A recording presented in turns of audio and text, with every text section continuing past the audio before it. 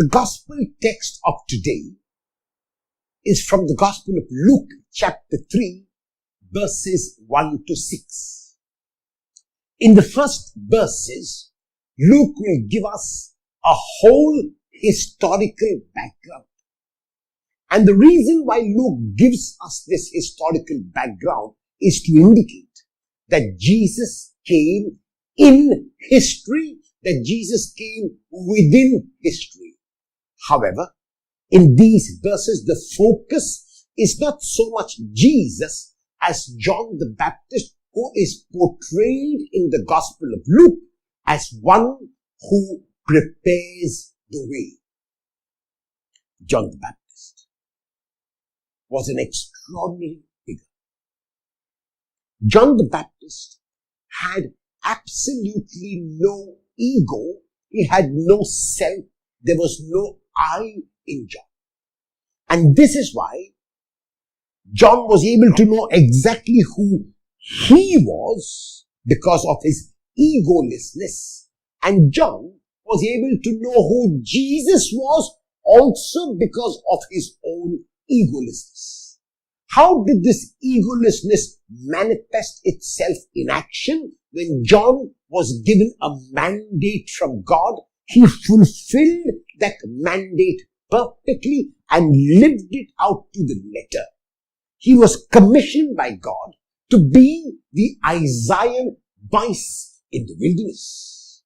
And that voice would cry in the wilderness to make straight the way for the Lord. And so his role was of a precursor, of one who went before, of one who prepared the way. And this is his proclamation, not only his proclamation in words, but it was also his proclamation in action.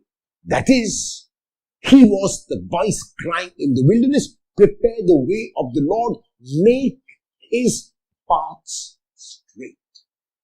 John did this in two ways, both of which stemmed from his egolessness. He did it first through his own life.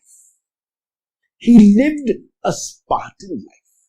He lived a life which was very simple, a life that was very demanding, and a life in which he showed through his actions that he himself was preparing his own life for the coming of the Lord. Second, he invited everyone who was willing to open themselves to also join in that preparation. It was not as if John wanted to prepare alone. It was not as if he wanted to be selfish. No, his egolessness invited him or enabled him to invite anyone who would come in order to prepare themselves also for the coming of the Messiah. In our own lives, we sometimes are not happy with who we are. We sometimes compare ourselves with others.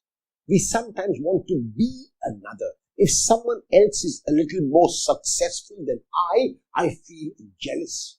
I feel shortchanged. If someone is a little more popular than I'm not too happy about it. We need to learn from John how we are content with who we are.